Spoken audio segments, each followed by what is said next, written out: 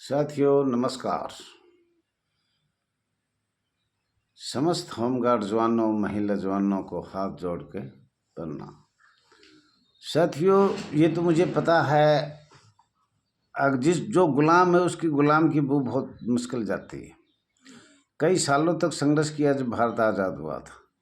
अब कई साल हम संघर्ष करेंगे जब जाकर आज़ाद होगा। और वो आज़ादी जिन्होंने नौकरी छोड़ दी, 60 साल से ऊपर 75 तक चले गए, वो भी आज लोग इसमें गुप्त सेवा कर रहे हैं, सेवादान कर रहे हैं, संघर्ष कर रहे हैं। लेकिन अभी जो लोग हैं उन्होंने तो ये सोच रखा है 50 साल से ऊपर होगा, 2-4 साल करनी है छुट्टी हमारी। और जो 40 और 50 के बीच में वो सोचते हैं भाई हम अब क्या उठाएंगे, अगर हम आवाज़ उठाएंगे तो हम नौकरी से समाप्त कर देगी सरकार। तो इस तरह की बात चल रही है साथियों। लेकिन मैं हाथ जोड़ के प्रार्थना करता हूँ सभी तन मन धन से, हमारी महिला जवान, होमगार्ड जवान। और एक और दुख के साथ कहते हैं, वैसे तो हम कहते हैं कि हम बहन भाई हैं और आपस में मिलकर संघर्ष करते हैं, परंतु RS दैया एक्स होमगार्ड में आपका स्वागत है। इसमें आज तक किसी महिला ने भी कमेंट नहीं किया है, सब्सक्राइब नहीं किया है, लाइक नहीं किया है, ना शेयर किया है। कहीं ऐसी बात सुनने में आ रही है और दिख भी रहा है चैनल पर। तो मैं नारी शक्तियों से हाथ जोड़ के प्रार्थना करता हूँ, कहीं भी हो, इससे हमारा कोई लेना देना नहीं होता, लेकिन आप कृपया करके लाइक करें, सब्सक्राइब करें, शेयर करें, कमेंट करें।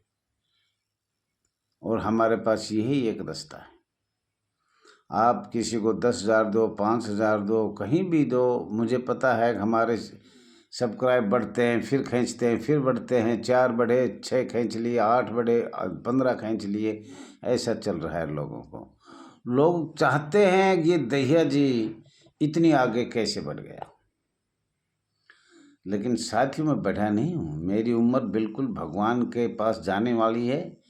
यही उम्र होती है 70, 72, 75। 70, 75 के बीच में सभी, भगवान ऐसा क्यों करे, पर हमारे आसपास के हमारे साथी सभी चले गए। और भगवान से प्रार्थना करता हूँ आखिरी समय तक मेरी आत्मा भटकती रहेगी। मैं चाहता हूँ इनको एक सरकारी कर्मचारी का दर्जा मिले और आराम से अपनी रोटी रोजी कमाएं। और ये भ्रष्टाचारी का जो पलट लगा हुआ है 5 साल 10 साल में निकालने का, ये समाप्त हो जाए। वैसे साथियों खुशी एक और भी है, जो अंग्रेजों के कानून अंतर्राष्ट्रीय हो, चाहे 1926 हो, चाहे 1845 हो, चाहे 1885 हो, वो YouTube पे आने लग गए। ये बहुत बहुत भारी खुशी है साथियों। अब दया जी की जरूरत नहीं है, सरकार की जरूरत नहीं है, आप लोग खुद आगे आइए, हमारी बहन बेटियां, हमारे जवान खुद आइए। ये सबसे पहले काल मैंने देखा, जो हम बोलते थे कई सालों से वो सब व्हाट्सएप पे आ गया। तो इतने कानून हमारे ऊपर जुल्म लगाए अंग्रेजों ने लगाए, ब्रिटिश सरकार से ये औद्योगिक क्रांति चल रही थी, लेकिन इस पर इंतजार हुआ। बहुत से हमारे जो कार्यकर्ता थे या मंत्री थे अंग्रेजों के टाइम में, जिन्हें संघर्ष किया और जेल में भी गए, उन लोगों ने भी कहा कि ये औद्योगिक क्रांति ब्रिटिश सरकार से चल रही है, इस पर संशोधन किया जाए। लेकिन सरकार ने नहीं सोचा। अब 1935 का भी जहाँ तक मुझे उम्मीद है, कल मैंने देखा था कुछ, तो 1935 का जो अधिनियम बना उसका भी आ गया। अंतर्राष्ट्रीय कानून जो भारतवर्ष में चल रहे उनका भी आ गया। और हम सरकार को कोई ऐसी पॉइंट नहीं है, शब्द नहीं है, बिंदु नहीं है जो इतनी साल तक 2004 तक 2024 तक नहीं भेजा गया है। और अब हम फिर भेजेंगे, तैयारी कर रहे हैं। सरकार से बार बार हम अपील करेंगे, संघर्ष करेंगे, अब भाई हमारी ये शब्द खत्म किया जाए और 60 साल तक नोटिफिकेशन के आधार पर नौकरी दिया जाए।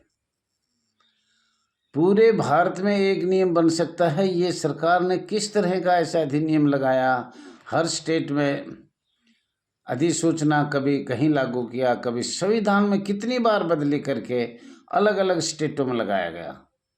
अनुसूची का नाम लिया, अनुसूचित का नाम लिया, कैसे भी लिया, लेकिन इस पूरे भारत में एक नियम होना चाहिए। तो ऐसे ज़्यादा मांग नहीं है, 1-2 मांग, 3 मांग मुश्किल से हैं।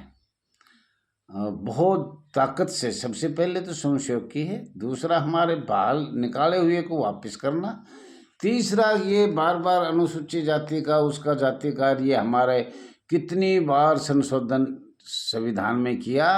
1946 से आज तक हमें गरीब से गरीब बंधुआ मजदूर बनाने का किया है, कभी किसी ने नहीं किया। तो साथियों, सामाजिक सुरक्षा में हैं हमने सरकार को कई बार लिखा है, और 1946 में सामाजिक सुरक्षा बनाई शुरू किया, तो हमने सरकार को बोला कि क्या हम सामाजिक सुरक्षा में हैं? तो सरकार अधिकारी कह रहे हैं नहीं। तो हम अधिकारियों से सरकार से कहना चाहते हैं, अगर नहीं है सामाजिक सुरक्षा तो हमारा वेतन कैसे बढ़ा? वेतन तो हिसाब से ही बढ़ता है, हमने जो अपना पॉइंट रखे उसे ही बढ़ा। दूसरा, सामाजिक सुरक्षा नहीं है तो श्रम मंत्री 1946 केंद्रीय विधानमंडल में एक विधेयक पेश किया, तो जो भी विधेयक पेश हुआ वो सबको हम कमज़ोर करने के लिए, किसी ने ये नहीं कहा, ये विधेयक नहीं किया कि भाई ये भी मानव है, ये भी इंसान है, ये भी नौकरी दे रहे हैं, पुलिस के साथ कंधा से कंधा मिला रहा है। पर नहीं, विधेयक जितने भी विधेयक आए 1940 में आया, चाहे कभी भी आया आज तक, लेकिन हमारे विरुद्ध आया। अगर इनको गरीब से गरीब बनाओ, कोई सा भी संविधान विधेयक देख लो, कोई भी संविधान में बदला तो हमें उससे भी बुरा बनाया। हमने सरकार से ये भी पूछा, कर्मचारी के रूप में हमें हैं या कर्मचारी किसे कहा जाता है? तो कर्मचारी साथियों, आपको पता है, वेतन भोगी होगा, वेतन होगा, ड्यूटी होगी, साप्ताहिक छुट्टी होगी, उसको कर्मचारी कहते हैं। और स्वयंसेवक किसको कहते हैं? स्वयंसेवक दिहाड़ीदार होते हैं। 31 का महीना है तो 31 की दिहाड़ी, 30 का महीना तो 30 की दिहाड़ी। सबसे बुरा ये कर रखे कि हम दिहाड़ीदार हैं, स्वयंसेवक हैं। और हमें सुविधा कहाँ की मिल रही है? सामाजिक सुरक्षा, ईपीएफ फंड लागू है वो कर्मचारी का। हमारे आधे से ज़्यादा स्टेटों में ईपीएफ फंड लगा है। जब हम कर्मचारी नहीं हैं और दिहाड़ीदार हमें बना रखा है, 31 का महीना होगा, 30 दिन के हमें पैसे मिलते हैं, तो फिर ईपीएफ फंड हमारे पंजाब में या मध्य प्रदेश में, बिहार में, अन्य प्रदेशों में लगाया गया है। और ये 1952 का है, आज का भी नहीं है, 1952 का है। दूसरी, मातृत्व छुट्टी 1961 में महिलाओं के लिए किया गया था। आज भी आधे भारत में तो मातृत्व छुट्टी का पता है नहीं लोगों ने, वो आज तक नहीं लगाया है। कहीं कहीं कैजुअल छुट्टी है होमगार्ड की, वो भी आज तक नहीं लगाया। कहीं कहीं पितृत्व छुट्टी है, अब पिता गुजरने के बाद छुट्टी होनी चाहिए, वो भी आज तक नहीं लगाया।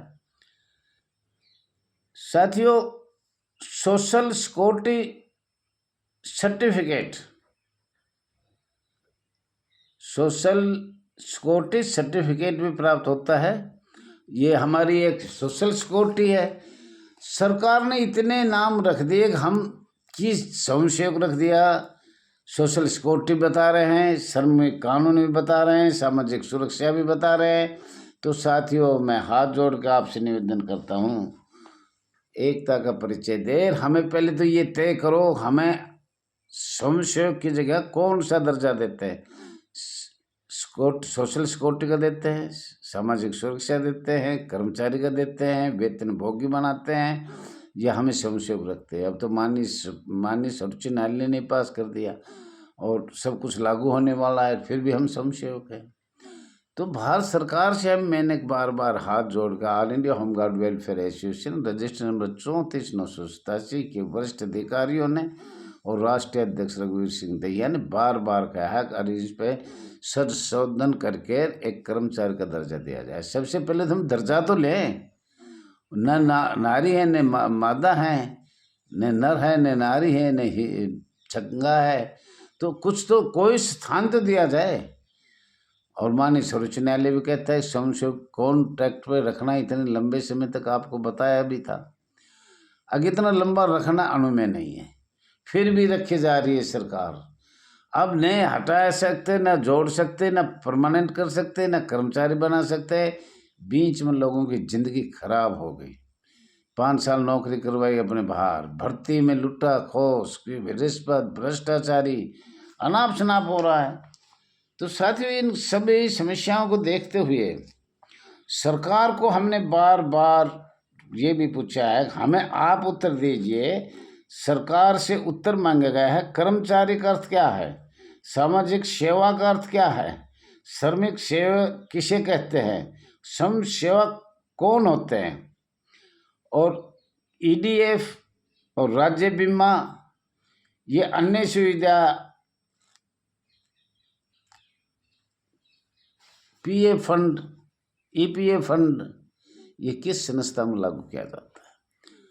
तो साथियों, ये हम बार बार, अभी मुझे इतनी ज़्यादा बताने की बात नहीं होगी, अब हम बहुत शॉर्टकट में चलेंगे।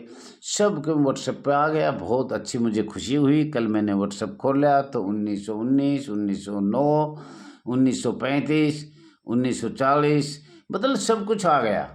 व्हाट्सएप पे खोलो, गूगल पे डालो, सब तुम्हारा इतिहास में मिल जाएगा।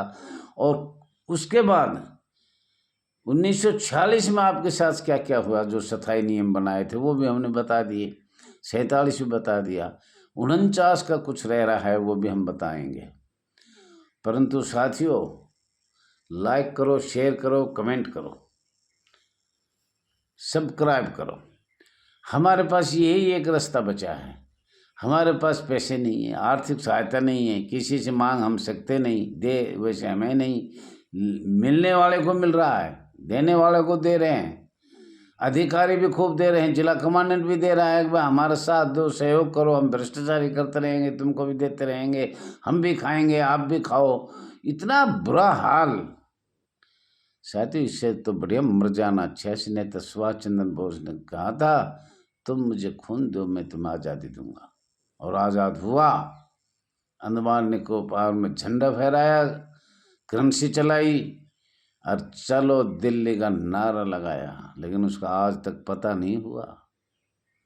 अगर नेताजी आज होते तो आप एक अर्धसैनिक बल पैरामिलिट्री होते। जो भी धारा लगाई हुई है आपकी, देखो कितनी पक्की धारा है। 1800 आईपीसी 1860 का 45वां धारा 21 लोक सेवक। लोक सेवक सबको पता है क्या है, एक सरकारी संस्था होती है, सबको पता है। और हम फिर वैसे, लेकिन माननीय संसद के पास कितने कानून होते, शक्तियाँ होती है, चाहे सो बदल दें, गैर संवैधानिक कर दें। तो साथियों, अभी ज़्यादा मैं तो आपसे यही कहूँगा, एकता का परिचय दे, सबकी सुने, भ्रष्टाचारी से बचे, अधिकारियों से बचे, अपने बच्चों की, अपने परिवार की, आगे भविष्य में भर्ती होने वाले जवानों के बारे में सोचा जाए। हम तो, हमारी ज़िंदगी तो ख़त्म, लेकिन अब उन लोगों को देखा जाए जिसकी उम्र 60 साल नहीं हुई है, 50 से 55, 60 तक, उन लोगों का ध्यान जरूर दिया जाए। जिसकी 10 साल, 5 साल बची हुई है, 5-10 साल बची हुई है, उनको भगवान की तरफ से कुछ मिले। धन्यवाद।